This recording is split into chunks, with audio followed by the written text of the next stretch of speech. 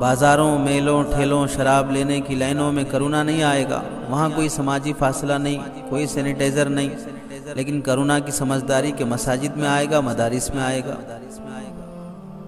السلام علیکم ورحمۃ اللہ وبرکاتہ۔ ملک میں کرونا وائرس جس قدر پھیل رہا ہے، ہر صوبہ اور ہر ضلع جس قدر اس سے متاثر ہو رہا ہے، اس کی حقیقت سے اللہ ہی بہتر واقف ہیں، وہی جانتے ہیں۔ لیکن جس قدر خوف پھیلایا جا رہا ہے اور موت اور وائرس کا اثر اور اس کی دہشت دلوں میں جو بٹھائی جا رہی ہے، اللہ کے خوف سے زیادہ وائرس کا خوف ہمارے دلوں میں بیٹھا ہوا ہے۔ اور رپورٹ بھی اس انداز سے پیش کی جاتی ہے، مثلاً ہندوستان میں کرونا وائرس سے متاثر افراد کی تعداد 6 لاکھ سے تجاوز کر گئی۔ کرونا وائرس ہندوستان میں مسلسل تباہی مچا رہا ہے۔ ہندوستان میں کرونا سے متاثرہ افراد کی تعداد 6 لاکھ سے زائد ہو چکی۔ اب تک 17,400 افراد اپنی جان ہاتھ سے گنوا بیٹھے ہیں۔ دنیا میں کرونا وائرس سب سے زیادہ جن ممالک میں پھیل رہا ہے، اس میں ہندوستان چوتھے نمبر پر ہے۔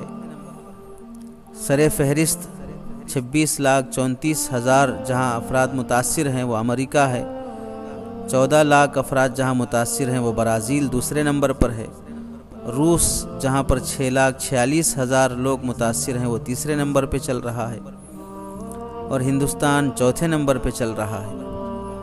اس طرح کی خبر جب پھیلے گی اور پھیلائی جائے گی تو ظاہر سی بات ہے اس طرح خوف پیدا ہوگا ہی۔ لیکن غور کیا جائے، دنیا میں لوگ اس وائرس سے زیادہ دوسرے وائرس سے اور دوسری بیماریوں سے مر رہے ہیں۔ ہمیں توجہ کدھر کرنی چاہیے؟ ہماری توجہ کدھر مبذول کرائی جا رہی ہے؟ دنیا میں ہر کام بغیر کسی رکاوٹ کے چل رہا ہے، کسی قسم کی پریشانی لاحق نہیں ہو رہی ہے۔ اگر بند ہے تو صرف ایک کام جس پر 100% عمل ہو رہا ہے، وہ ہے دین کی محنت سے بالجبر روک دینا۔ مدارس بند ہیں، مساجد بند ہیں، اگر مساجد کھلی بھی ہیں تو عبادت کا مذاق بنا کر رکھ دیا گیا ہے۔ ملا کو جو ہے ہند میں سجدے کی اجازت، نادان یہ سمجھتا ہے کہ اسلام ہے آزاد۔ بازاروں، میلوں، ٹھیلوں، شراب لینے کی لائنوں میں کرونا نہیں آئے گا، وہاں کوئی سماجی فاصلہ نہیں، کوئی سینیٹائزر نہیں، لیکن کرونا کی سمجھداری کے مساجد میں آئے گا، مدارس میں آئے گا۔ اس کی حقیقت کیا ہے وہ تو حقائق جاننے والے ہی جانتے ہیں۔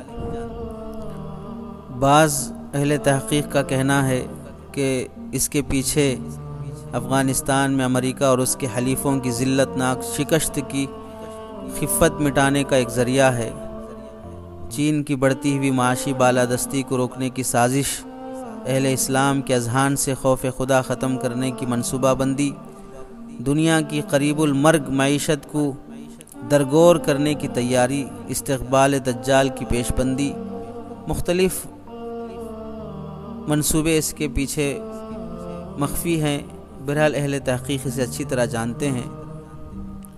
غور کرنا یہ ہے کہ وائرس سے مرنے والوں کی تعداد زیادہ ہے یا دوسرے امراض سے مرنے والوں کی تعداد زیادہ ہے۔ 2020 کے شروع کے 2 مہینوں میں عالمی اموات کی شرح جو بتلائی گئی، کرونا وائرس سے مرنے والوں کی تعداد جو شروع میں ذکر کی گئی،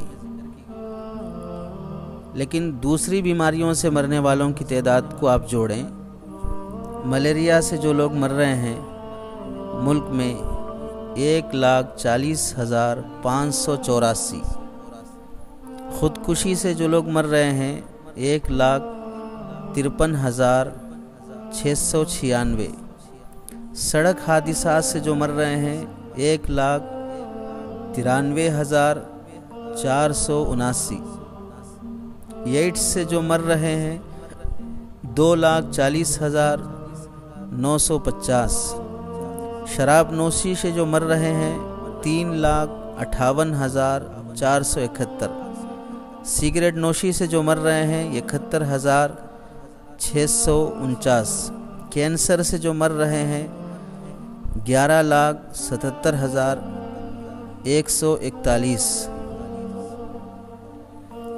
اس طرح دیگر امراض کا اگر اندازہ لگایا جائے گا تو اس کے علاوہ اور بھی بہت سے امراض ہیں، ہارٹ سے مرنے والے اور دیگر بیماریوں سے مرنے والے لاکھوں اموات ہر سال ہوتی ہیں۔ ان کے خلاف کیا حفاظتی اقدامات عالم اقوام کر رہی ہیں یا دوسری تنظیمیں کر رہی ہیں یا ہر ملک کر رہا ہے؟ دہشت ایک وائرس کا پھیلا ہوا ہے، مسلمانوں کو تو اس کا خوف ہونا ہی نہیں چاہیے۔ حفاظتی تدابیر اپنانا، ملک کے قوانین کو اپنانا، یہ تو اسلام بھی اس کی تعلیم اور ترغیب دیتا ہے، حکم دیتا ہے، لیکن موت کا خوف اپنے دل پہ چھائے رکھنا یہ بالکل نامناسب بات ہے۔ الموت جسر یوصل الحبیب الی الحبیب، موت ایک ایسا پل ہے جو اپنے محبوب کو محبوب سے ملاتا ہے۔ صبح شام کی زندگی ہماری ایسے اعمال والی گزرے کہ اللہ سے ملنا ہمارے لیے سعادت کا ذریعہ بنے۔ مرنے والوں کی خبریں سن کر خوف کھانے کے بجائے، پریشان ہونے کے بجائے اور ڈر اور خوف اپنے دل پر مسلط کر لینے کے بجائے اللہ سے ملنے کی تیاری، موت سے پہلے موت کی تیاری، الکیس من دان نفسہ وعمل لما بعد الموت کا حقیقی مصداق بننے کی کوشش، شام زندگی شوق لقائے رب میں چوں مرگ آیت تبسم بر لب اوست کا مصداق بننے کی کوشش ہو، اور ملک کے قوانین پر عمل کرنے کا پورا اہتمام بھی ہو، اور تنہائی کے گناہ سے بچنے کا پورا اہتمام ہو۔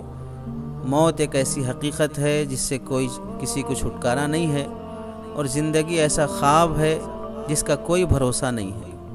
یہ دنیا کی بالکل حقیقی بات ہے، جس کی کوئی گارنٹی نہیں ہے اس کا نام زندگی ہے، اور جس کی فل گارنٹی اس کا نام موت ہے۔ اس واسطے اس کی تیاری میں لگنا چاہیے، غیر ضروری تبصروں سے بچنا چاہیے۔ اللہ سے دعا ہے کہ ہمیں سمجھ اور عمل اور مقصد کی طرف توجہ دینے کی توفیق عطا فرمائے۔